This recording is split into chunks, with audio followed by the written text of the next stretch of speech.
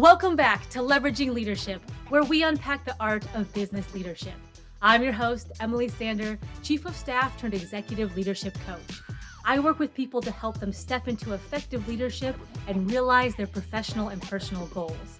If you have known failure and success, if you have had good bosses and bad bosses, if you are a high achiever and want new ideas, and if you want the practical and tactical side of things, then you are in the right place.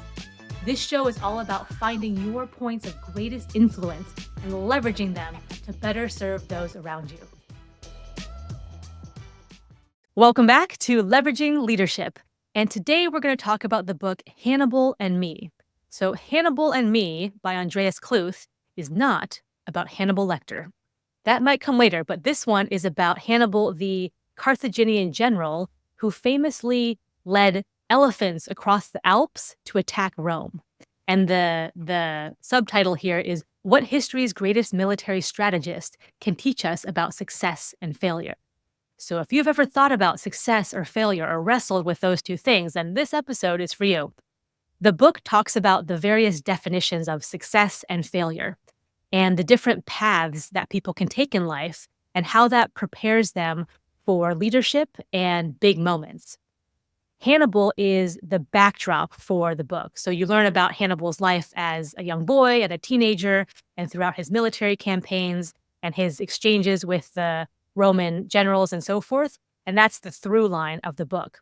And then the author weaves in these other influential leaders like Harry Truman and Eleanor Roosevelt and Meriwether Lewis of Lewis and Clark and Tiger Woods and all these different types of people. One of the things this book talks about is comparing those who know what they want and know what they're going after from a very early age and those who don't. Hannibal had a very clear vision of what he wanted to achieve from the time he was born. It came from his father, who wanted to exact revenge on Rome for what Rome had done to Carthage.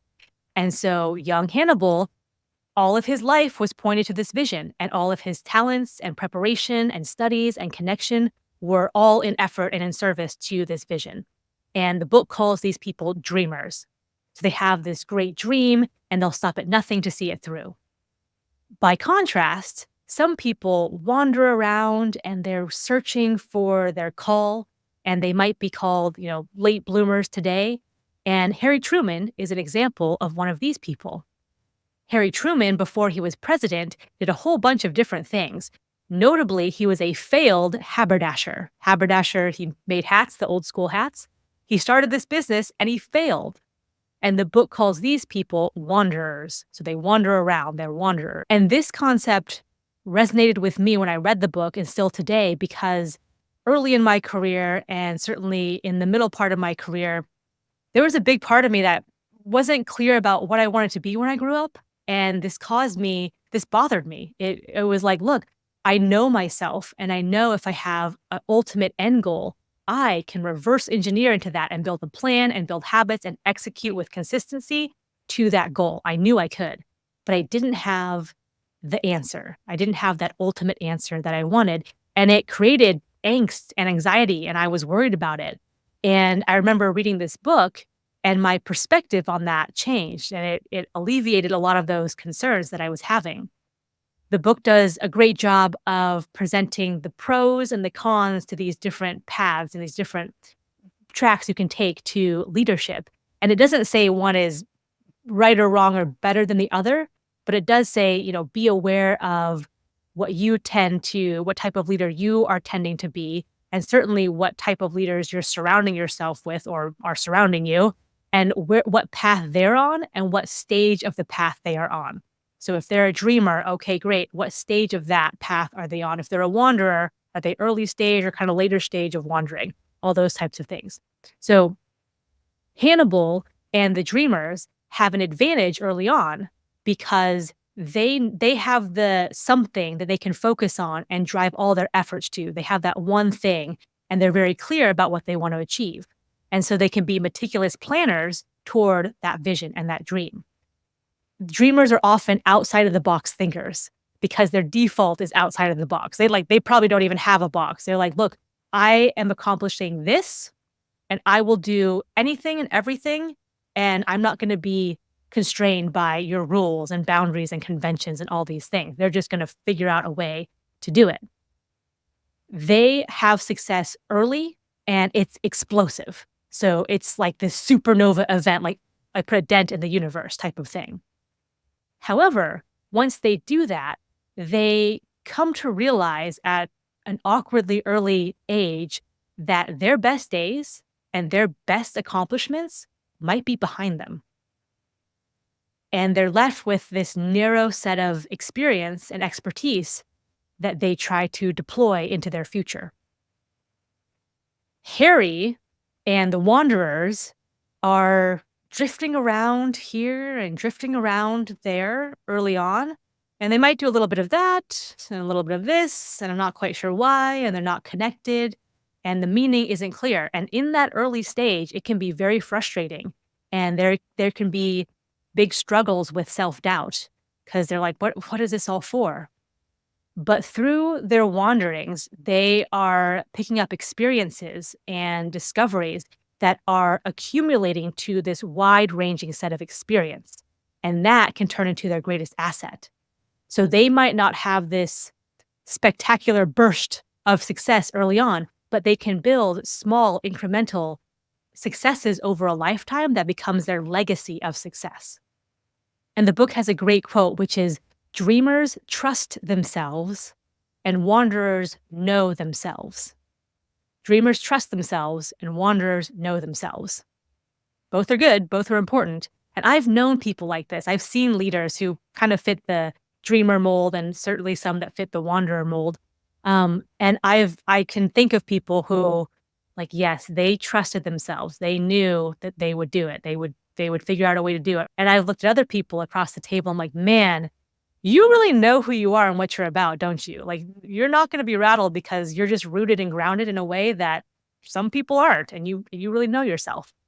And so that's just an interesting take on leadership. And this book also references the poem "If" by Kipling, and that part where it says, "If you can meet with triumph and disaster and treat those two imposters just the same." And the book suggests, it says, hey, look, don't agonize over success and failure. Just do what you must as best as you possibly can. And in that process, you may eventually transcend triumph and disaster. And that is how you meet those two imposters. So I thought that was a fantastic, like, oh my gosh, you can transcend triumph and disaster. That's an amazing place to be.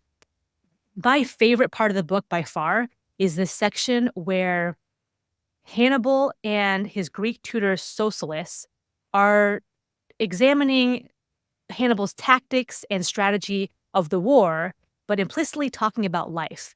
And so let me read you this excerpt because it's just really good. I remember where I was when I first read this part. I stopped reading. It was like mind blown, mic drop. So Socialist says, "Hannibal, I have a much bigger question for you. What do you want from this war? I know you intend to win, but then what? What sort of peace do you want?" Hannibal replies, "I want revenge, Socialist, and I want justice for what they did to my father and Carthage in the last war." "Yes, but what does justice look like? Will you declare victory if Rome gives Sicily, Sardinia, and Corsica back to Carthage? If Rome cedes Iberia to Carthage forever? Would you demand, as the Romans demanded of Carthage last time, that they destroy their fleet? I am demanding that you define success, strategos." Strategos was the Greek word for general. And basically what he was saying was, look, you can have the right tactics. You can win the battles, but do you have the strategy? Do you have the overarching strategy, the life philosophy? In this, he was saying, winning is not the same as success. You can win and not be successful. You can win all day long and not be fulfilled, and not be dealing with what's really important. And I think that's a really important distinction to make because in our world today, we get caught up in the winning hamster wheel, right? And look, I'm guilty of it too. I like winning as much as the next guy. And I grew up playing sports. So for me to win, you have to lose. And I am going to crush you and destroy you because that's how I win. And that's just how that goes. So it's easy for me to get in that mode, but it's far more important, instead of winning at little piddly checkers. It's like, what is the 3D chess game that's going on here? Because if I'm in the 3D chess dimension, I'm asking and answering far more important questions and far more relevant questions for me and the people around me and the people that I'm leading. And so these questions are the takeaways for you for this episode. So for this episode, ask yourself, what am I going after? What am I pointing my life at? We all wake up every day and we do the things we do for a reason. They're not random. What am I going after? What am I pointing my life at? What am I sacrificing to be able to go after that?